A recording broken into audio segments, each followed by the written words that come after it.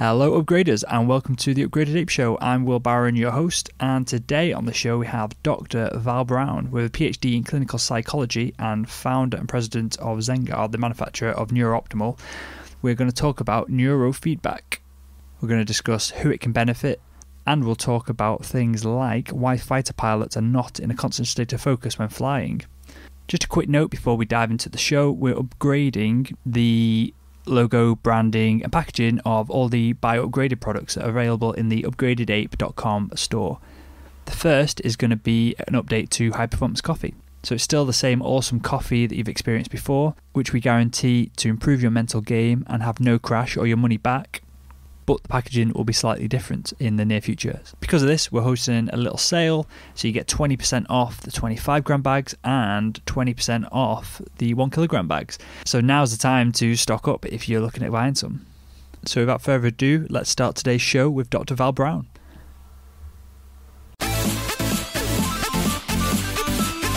Hi guys, it's Will here and welcome to the Upgraded Ape Show. Upgrade your brain, get more done, kick life's ass. Hi Val, and welcome to the Upgraded Ape Podcast. Oh, thanks for having me. Let's jump straight in, and Can you give us a bit of an overview of what exactly neurofeedback is? Well, neurofeedback is a process by which we monitor the electrical activity of the brain and have a computer program that analyzes it and then gives that information about changes in the electrical activity back to the central nervous system. And there are a variety of different ways that it's done. The way that we do it is unique in the field, and I've coined the phrase dynamical neurofeedback, because we really are trying to be like a dynamic mirror for the central nervous system of what it's doing moment to moment, instead of trying to tell it what we think it should or shouldn't do. So when you're measuring current in the brain and brain wave, what exactly is that, and what do you see that the computer is essentially translating into something that the user doesn't need to understand? Well, let me be really precise here, because we don't actually measure current in the brain. We get voltage drop across the scalp. And that's a really important point, because most people coming to neurofeedback come to it with the sort of belief that we're fixing things inside the brain. And no matter what the approach is, and no matter what somebody tells you about what they believe they're doing, all we do is measure voltage on the surface, on the scalp. And from that, we can kind of help the brain to restore its own intrinsic healthy chaos, its own capability to be flexible and resilient with life's challenges.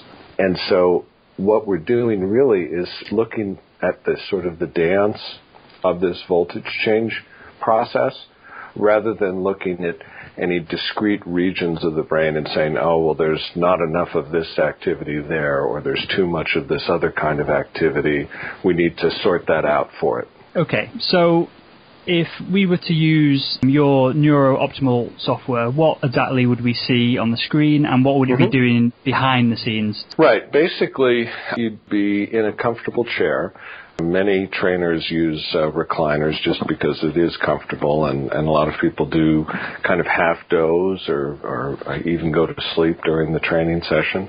But you'd have a couple of sensors on your scalp and then some ear clips on both ears. And you'd be watching a computer monitor that, in the general way we work, just shows sort of a pseudo-random fractal pattern. So it's sort of like a music visualizer that you might watch while you're playing MP3 on your computer or other music sources. But you can use DVD content, you can use any music you want, etc.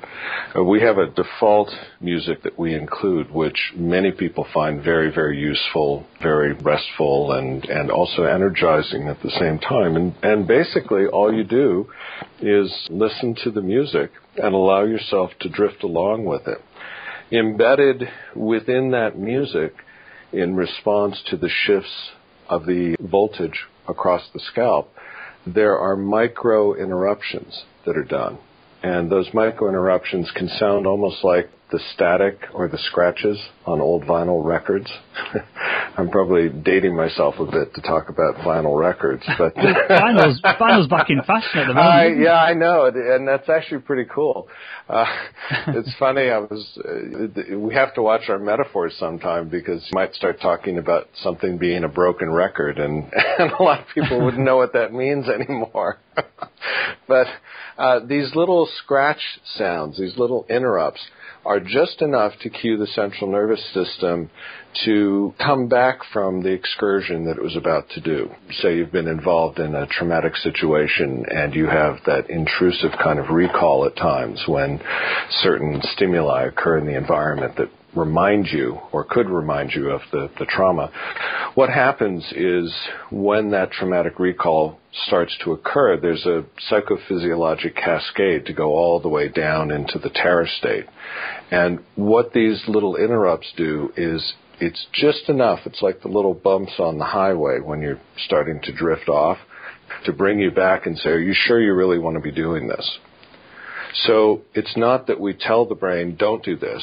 It's more that we say, look, this is what's happening right now. Is this really where you want to go? Because every time there's a change in what the brain is doing and its general flow of information, there are these moments of instability.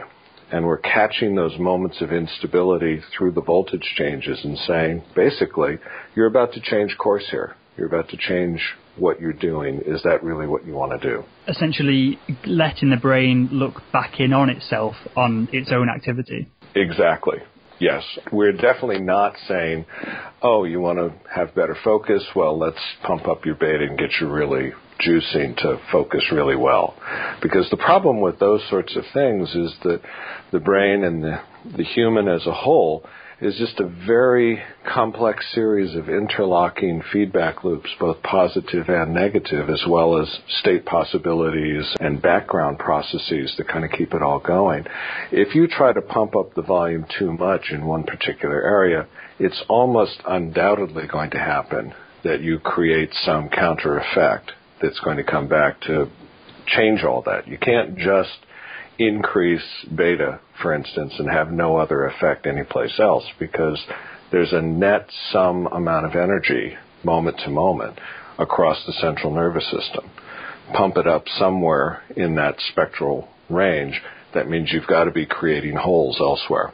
Look into the future. If you could switch yourself from a super focused state to another focused state, to a creative state instantly, so switching your brain from one state to another and consciously being able to do it, that seems to be like the holy grail of biohacking. You saying that essentially you couldn't do that because permanently if you had more focus you would lose something else? It's a little bit trickier but also much simpler than that. Barry Sturman a number of years ago did some research into Air Force pilots for the U.S. Air Force.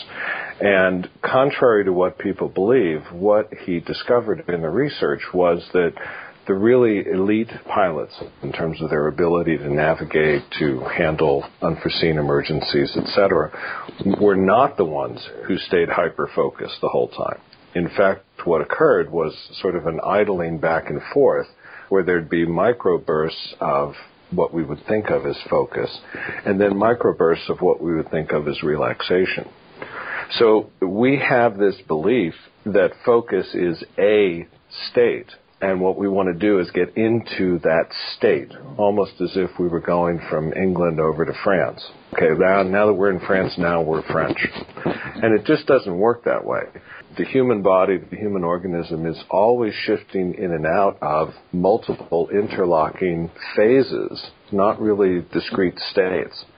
So even sleep is composed of multiple phase-shifting epochs, if you will, not clean divisions between here's the first quarter and here's the second quarter. It's not even like a football game that way. You have your very clear defined times where things are happening and times where it's not. It doesn't work that way in terms of what's going on, especially in the central nervous system. So the belief that somehow we can instantly shift from this focused state to something that's totally not focused just doesn't fit the reality. And what does happen if you really try to push it that way, particularly at the level of what we do, you end up frequently creating side effects that are pretty problematic for people. Okay, who would use neurofeedback? You mentioned Air Force pilots. Is there anyone else that would use it for training, and who is this technology applicable to? Well, we always kind of jokingly say anyone who has a brain. One of our trainers talks about every brain deserves this chance. What we're really doing is allowing every brain to return to its intrinsic healthy chaos. And you may say, wait a minute, my life is chaotic. What do you mean healthy chaos? Well, we have an ebb and flow to everything that we do. And when we think we're standing still, we're actually moving. A lot of musculature is moving. There are micro shifts in posture. There's all kinds of things going on. So who can use this? Well, everyone. We have people who come and make use of the training because they have some identified issues in their life. They may feel sad. They may feel uncertain about what's going on, or anxious or fearful, or they may be struggling with behaviors that they no longer want to have dominate their life, or they may be very creative people wanting to further reach into their realm of expertise, musicians, artists.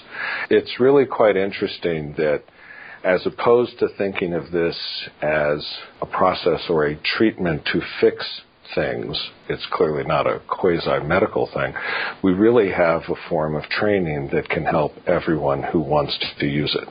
Cool. Well, do you have any standout examples from clients who have had success from it? Oh, gosh, yes. We actually have, last year, we completed the second conference on research and innovation using NeurOptimal, and we had trainers from around the world, both this time and the prior time, talk about their various successes. We're finding really great response in situations of trauma survivors, particularly those who've been involved in armed conflict. Many nations now have a huge issue with returning veterans from overseas wars. And also, in some countries of the world, of course, it's not overseas.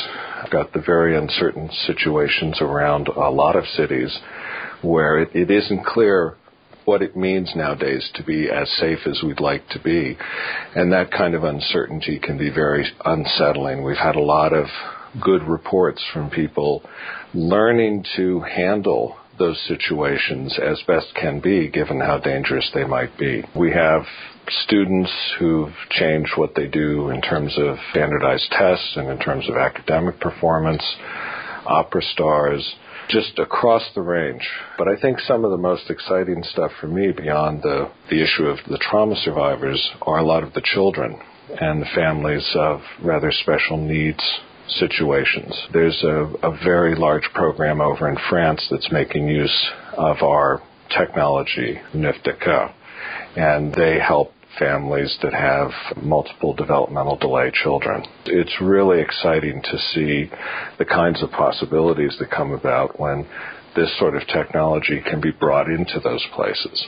Do you see technologies such as neurofeedback being more and more commonplace in schools and universities and places and hospitals even in the future? Oh, absolutely. I think one of the other things that differentiates what we do is that our system is very much like the Internet. Anybody can make use of it. You don't have to be a doctor. You don't have to have a lot of training. You don't have to go to school. You don't have to have a lot of expertise. It's set up to be fault-tolerant, fail-safe, and easy to use. And that means it really can go into situations like you're talking about. You don't have to have highly trained healthcare practitioners there to administer this, because it isn't a treatment, it's a form of training. And it really, in a sense, is almost just like looking in a mirror. It is kind of interesting that the studies have been done that show if you really want to decrease the amount of irritation that passengers in elevators feel in tall buildings, you put mirrors around the inside, because everybody enjoys looking at themselves. And so they go in and look at themselves and kind of spruce up a little bit. You don't need a lot of training to be able to do that. I always thought that was because it essentially makes the lift seem bigger. Mm. That was just always my assumption. That's also true, but the primary reason is that it's engaging, and it decreases the irritation of over how long it takes to go to the 98th floor or whatever. Cool. Well, Val, let's dive into a little bit more with yourself. Can you tell me how neurofeedback and the technologies that you developed over the years have changed your brain and your life? Well, it's kind of interesting. I got interested in the field first, actually back in high school in the U.S. where I grew up. And as I started looking at biofeedback in the very early technologies, this would have been in the early 70s, it was really clear to me that the technology just wasn't quite up to snuff. It's like trying to take the Wright brothers flyer to the moon. It was great technology at the day, but it's not going to go any further than that, really. And I had a long background at that point in meditation and martial arts and yoga and a variety of things. So I had the background of understanding the historical approaches to transformation and to depth meditation and that sort of thing. And I thought at some point there'll be a nice integration that'll be possible when we have the technology. But I also had a background in the mathematics and the physics, and so I could project out ahead in terms of sort of about when that might be possible, for the technology to be widely available, because it really is a numbers crunch in some ways. There's a lot of mathematics that has to be involved to do this kind of calculation and to do it in a fast enough fashion that it's useful. Because that's really the critical point. It doesn't help you to know the day before your final exam at university that you didn't study enough. It's really helpful to know as you're going along that you're doing well and you're really grasping it. The changes really started to happen to me when I came back into the field. Ran into someone at a conference who said, well, this technology that I have, that I've developed, that they had developed, can measure brainwave synchrony. And I said, great, hook me up because I know how to do that state. And let's see if your technology really can. And it could. It really could measure that. So as I looked at what they were using technologically, I said, okay, good. Now we're getting into the arena where we can really do this. So for me, sort of historically, and that began the evolution then. That was 24 years ago.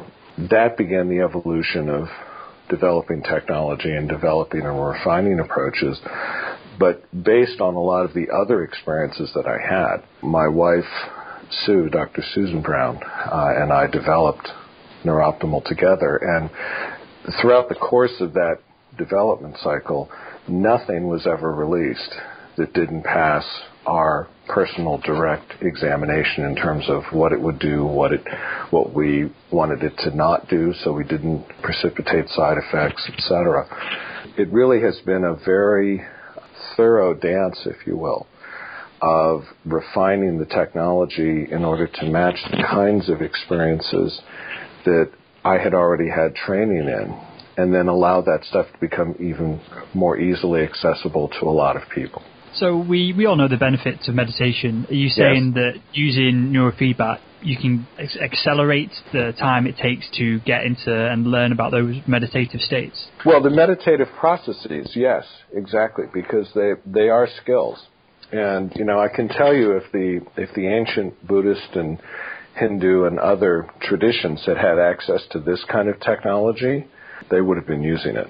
Because unlike giving you verbal feedback as a teacher, unlike stumbling around in the dark for perhaps years to refine and help yourself learn to allow things to drop away that are cluttering your mind, this technology gives you that information microsecond to microsecond.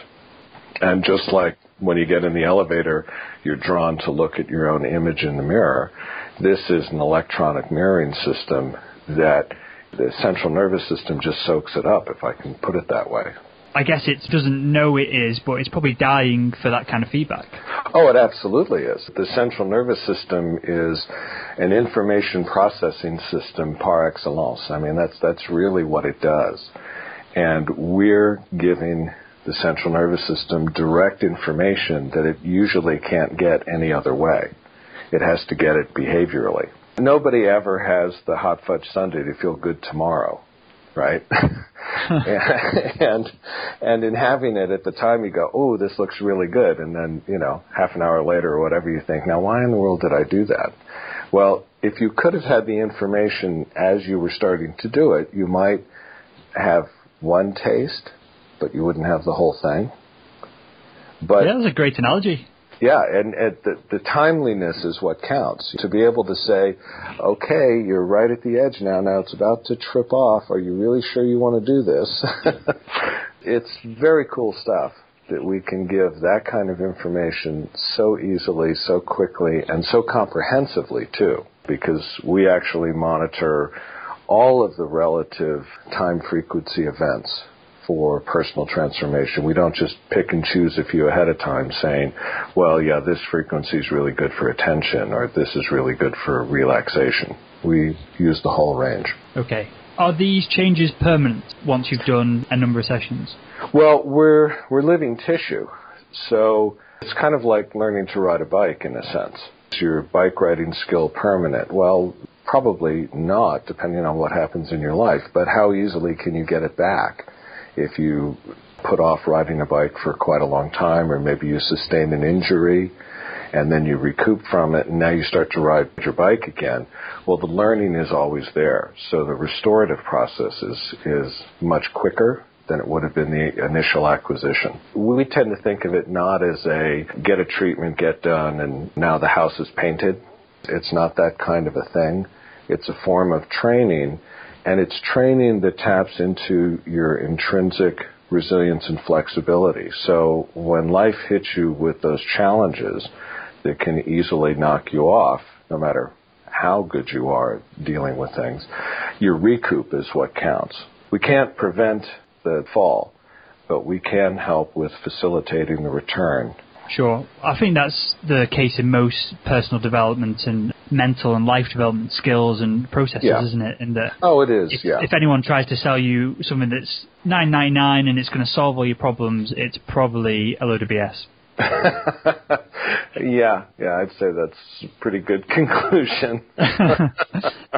Well, let's look a little bit into the future of neurofeedback and NeurOptimal. Yes. Uh-huh. Is there any bottlenecks at the moment in computing power or other technologies? And once those bottlenecks have been beaten, where do you see the technology going?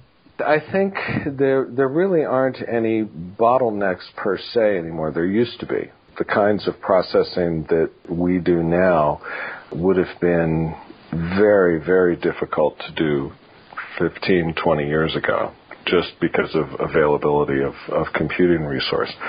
But I think what is going to continue to happen is the decreasing cost and the decreasing size of all the technology. I mean, it is really phenomenal if you think when you take your cell phone out that you are having in your hand more computing power than was on the entire planet when NASA put the guys on the moon. I mean, that's pretty phenomenal change in that amount of time. So what's the shape of the technology going to be in 5 years, 10 years, particularly if we cross into quantum computing setups? Well, it's going to be a lot smaller. It's going to be a lot more portable. It's going to be even easier to use. At some point, it'll probably get integrated into some form of wearable technology. Awesome. Companies like Apple, Samsung, they're all pushing for wearable technologies, tracking, and the quantified self movement is pushing along as well. Yes. I guess neurofeedback and those kind of technologies, if you had that constantly reminding you and pointing in the right direction, it would have a massive positive effect on your life. Oh, absolutely. Got one last question for you, and it's a bit of a big picture one and a bit of fun than anything else. If you could sit down with anyone and do 20 sessions of neurofeedback using your technology, anyone in the whole of the world, who would you choose and why would you choose that person? It's such an interesting question because I'm actually going to turn the question upside down a little bit. We tend to think that there are critically important persons, and if we could just deal with them, then that would transform the entire planet. and pick who your favorite would be, who you think is the most prominent or the most positioned to do that. I tend to think of it the other way. I tend to think of it that we can't know ahead of time, because many people who are in positions now that they can bring about further change never had that as an early mission, never had that as an early sense of who they were. So for me, I'm reminded right now in this moment of, I think it was an Apple ad that I saw a couple of years ago, where they took an iPad into a third world country and just handed it to a child who had never seen anything like that at all. And within 5 minutes, this child was working it, playing, having fun, doing a whole bunch of stuff. That 5 minutes probably has transformed that local community, and in ways that we can't even imagine now. So I don't know that it's the case that it's just a person, it's every person. And I'd really like to get this out so that everyone has this chance. Because together, it's just unbelievable what the options are. Val, that is the best answer that I've had on the podcast so far. That was awesome. Thank you. Totally unexpected quality. Okay. Well, look, Val, where can we find out more about you and more about NeurOptimal, and where people in the UK can they get involved and try it? Yes. Our website is www.zengar.com. That's Zengar. And pretty much all the information that you want would be available there. Through the website, we have a way that you can find a trainer near you. We have places there to access information about what the technology is and its availability and the history of the company and sort of what we're all about. We also have a variety of outreach teaching things that are talked about on the website. So really that would be the place to go. We have trainers all around the world. In fact, I have some very good friends we've developed over the years of people who've come into the world of NeurOptimal and are now moving it forward on their own in their own countries, such as England and France and into Germany and Holland, all of the EU, Asia. To me, it's a really lot of fun to see how it's just spreading that way. That's awesome. Well, I'll link to all those places in the show notes so everyone can get easy access to them. And thanks again, Val, for your time, and thanks for coming on the Upgraded Ape Podcast. Oh, absolutely. It was a pleasure. I enjoyed it.